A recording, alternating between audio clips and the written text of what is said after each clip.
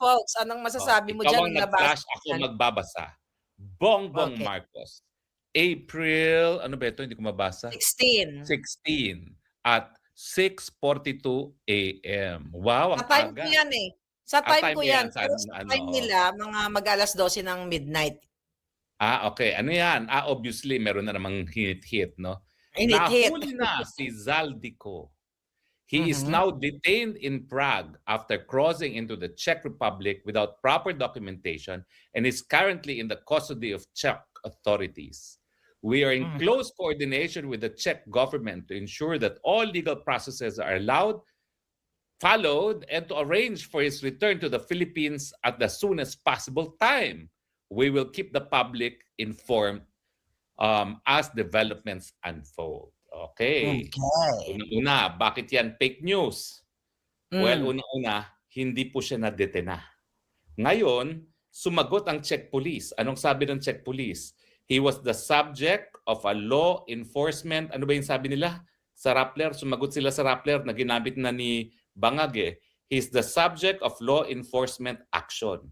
Walang Mhm. sinabi na he was detained. Walang sinabi he was taken into custody. At syempre, walang sinabi he was arrested.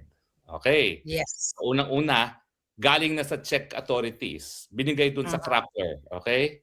Yung Mhm. Crappler at nag-exclusive sila no na he is the subject of a law enforcement, ano bang sabi? Law enforcement, Hindi hindi ko ko nabasa maalala yung ano kung ng Rappler, eh. basta sabi ng Czech Police, law Sandali. enforcement action ata. He's the subject of law enforcement action. Walang detention at walang um, arrest, okay? At kaya nga sinabi kong fake news dahil ako may personal akong pagkakaalam na hindi siya nakadetena. Detain. Ako He din, is 'di ba free tinawagan as ko? a bird, okay? He is free as a bird, okay? Hinahamon ko si Bongbong Marcos, aka Bangag, sige nga, pakita nga ng record at saka o larawan man lang Ito ng na. mga parehas itong Ah, Zaldico. Spokes, nandito na, nakita ko na yung statement ng Rappler para mas maano Oo, natin, kita mo mas ha, mahimay-himay ma-detalye. natin. Okay, here we go. Wait a minute, Rappler.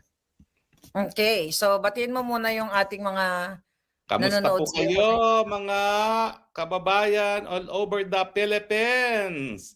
Nasabihan niyo Mhm. ba mga mahal niyo sa buhay, eject boto na ang Bangag as president dahil palubog na ng palubog ang ating bayan at ngayon nakakahiya pa, presidente pa nagkakalat ng fake news. So Correct. please lang, magkaroon naman tayo ng kahihiyan bilang Pilipino. Yep, ayan. Yan, Letter, yan. basahin mo, Spokes. A letter sent by Czech police to Rappler confirms their language that a person named Elizaldico was the subject of law enforcement action. O, tama ako, in the country. In While their they did country. not use the word arrest or detention, they called it an intervention. O di ba? Walang custody, walang detention, walang arrest. Full stop. Ano ibig Mhm, sabihin yan? Alam mo kasi may personal experience ko dito sa Europe. Naalala mo mhm. partner, nung ako ay una nilang tangkaing padala dito sa Austria na ayaw ko dahil meron akong Yeah, medical certificate na not fit to oo. fly. So, nung tinanong ako ng piloto, do you want to take this flight? Sabi ko, no, I have two medical certificates saying that I'm not fit to fly. So, why would they force me to fly? So, pinababa ako. Nung pinababa ako, sabi nila, we will wait for the public prosecutor because hindi nila alam if they will charge me with anything. Kapag sila ay chinarge ako with something, then I will be arrested. But at that point, sinabi lang nila, let's wait for the public prosecutor. So ganyan ang proseso sa inquisitorial system na umiiral sa buong Europa, hindi lang sa Netherlands. No? So ang tingin ko nangyari dyan, yung legal intervention, pinaantay lang nila si Zaldico hanggang dumating ang public prosecutor na ganoon ang nangyari sa akin sa airport ng Mhm, Amsterdam. At pagdating yeah. nung public prosecutor, that was when I was informed. The immigration wants to charge you with blah blah blah violation of immigration laws, no? What do you Mhm, say? Sabi ko, how could I have violated the immigration laws when I voluntarily took my seat in the plane, but I also answered truthfully a question asked of me from the pilot. Do I want to take the flight? I said no. because I have medical certificates saying I'm unfit to fly. And because of that, sabi ng prosecutor, okay, he may go, you will not be charged with anything. So, yung intervention na yun, it's as simple as that. Paantayin ka lang kasi nga ang inquisitorial system, yung piskal, kinakailangan, ura-urada, haharap at titignan kung may kaso. At right there and then, kung may kaso, tsaka sila magsasampa ng reklamo sa'yo at doon ka pala aarestuhin. Pero meanwhile, Yes. I was not in custody. I was requested to wait for the public prosecutor na I'm sure ganyan din ang nangyari kay Zaldico. Dahil siya ay being charged, di umano, sabi rin ni Bangag, ng illegal entry without proper documentation. No? So, hindi siya detained, hindi siya under custody. He was, tama siguro yun, no? Law enforcement intervention kasi nga, he was asked to wait for the public prosecutor. Yan ang nangyari sa akin.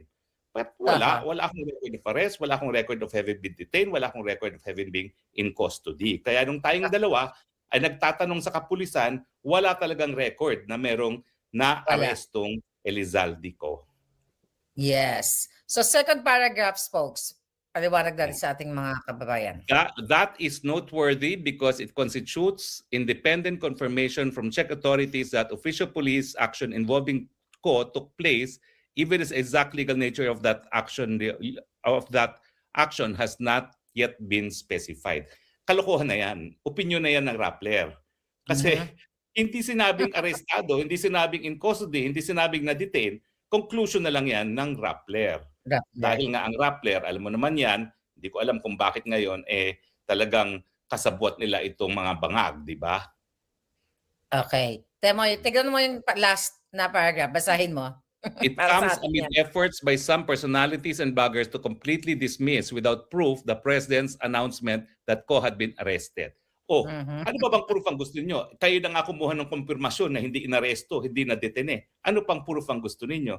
Pangalangan niyo na ako at ikaw. Pangalangan niyo si Harry Roque at si Marlica. O di ba?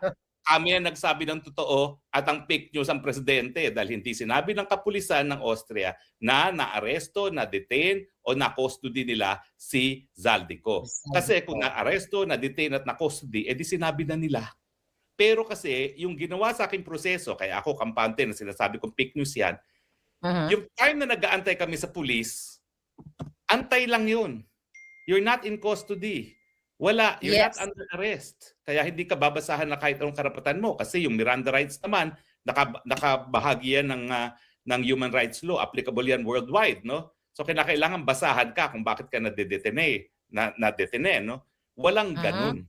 Inantay lang ang public prosecutor para ang public prosecutor ayon sa reklamo ng immigration magde-decide kung sasampahan ng kaso o hindi.